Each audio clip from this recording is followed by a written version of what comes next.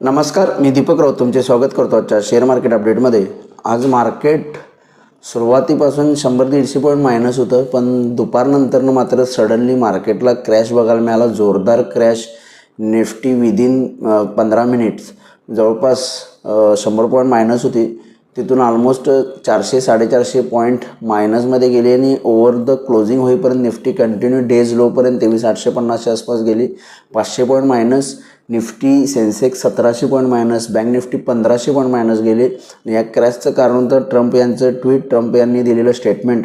Trump यांनी Iran आणि US जी काय डील आणि सीजफायर ॲग्रीमेंट झालेलं आहे ते खारिज केलेलं आहे आणि कोणत्याही पद्धतीनं आम्ही इराणसोबत ॲग्रीमेंटमध्ये नाही आहे, सीजफायर नाही आहे आणि सीजफायर पूर्ण बंद केलं आहे आणि परत पुन्हा युद्ध सुरू होण्याचे संकेत त्यांनी कदाचित दिलेत असं वाटतं। त्यामुळे क्रूड ऑइलच्या प्राइसेस इमिजिएटली जवळपास 5-6% शूट झाल्या आणि परिणामी मार्केट 15-20 मिनिट अर्ध्या तासामध्ये निफ्टी आहे, सेन्सेक्स आहे जवळपास, सेन्सेक्स 1000 पॉईंट खाली आला, निफ्टीसुद्धा जवळपास 400 पॉईंट खाली आला अर्ध्या तासामध्ये आणि हा जबरदस्त क्रॅश आला आणि त्यानंतरनं ब्लड बाथ कंटिन्यू राहिला।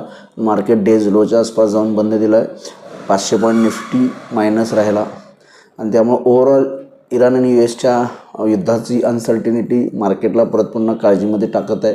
त्यामुळे विक्ससुद्धा शूट झाला आहे। त्यामुळे मला वाटतं मार्केट जे आहे ते थोडंसं मे बी कॉशियस राहील असं वाटतं आणि फर्दर डेव्हलपमेंट्सकडे आता परत पुन्हा मार्केटचं युद्धाच्या डेव्हलपमेंट्सकडे लक्ष राहील आणि यामुळे मार्केटची निश्चित व्हॉलॅटिलिटी वाढेल असं मला वाटतं। DISकडून काही सपोर्ट आला नाही। जसं क्रॅश आला, न्यूज आली, वन वे मार्केटला फॉल बघायला मिळाला, ब्लड बाथ बघायला मिळाला, शार्प फॉल मार्केटमध्ये बघायला मिळाला, ज्यामुळे मार्केटमध्ये खरंच परत पुन्हा चिंतेचं वातावरण पसरलेलं आहे।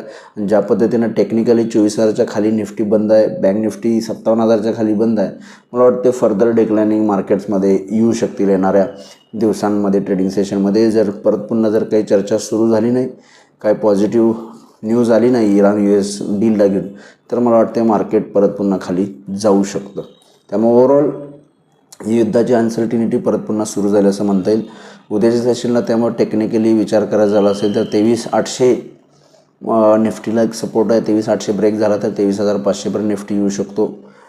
24,000च्या वरती गेला तर आणि तरच मार्केटला रिकव्हरी येईल, अदरवाईज मार्केटला रिकव्हरी नाही येणार जोपर्यंत आपण 24,000च्या खाली आहे। जसं लास्ट टाईमही आपण बघितलं, बऱ्याचदा 24,000ला अडखळलेलो। 24,000 खूप कष्टानं क्रॉस केलेला, 24,300सुद्धा खूप कष्टानं आपण क्रॉस केलेला आणि ही दुसरी वेळ आहे जी निफ्टी 24,500-600वरनं क्रॅश झालेली आहे। लास्ट टाईमसुद्धा 24,600वरून क्रॅश आला, तो 23,000पर्यंत आला। आत्ता परत पुन्हा 24,600वरून क्रॅश आला आहे। मला वाटतं मार्केटला परत पुन्हा तो खाली खेचण्याच्या प्रयत्नात आहे।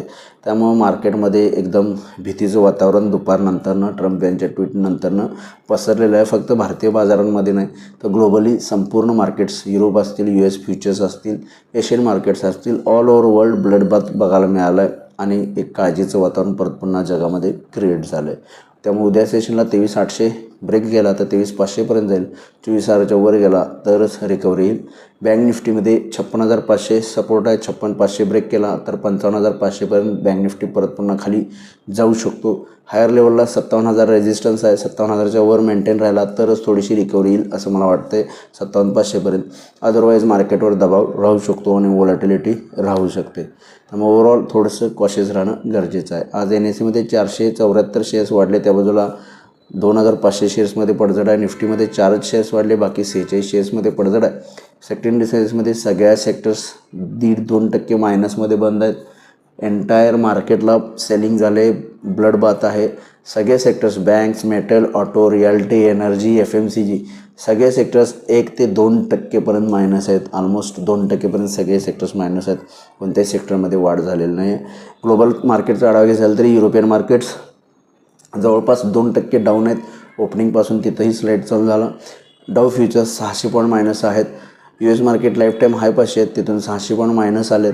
त्यामध्ये US मार्केटमध्ये फर्दर मोठा फॉल आला आज लाईव्ह सेशनमध्ये तर आपण परत पुन्हा गॅपडाऊन ओपनिंग करू शकतो।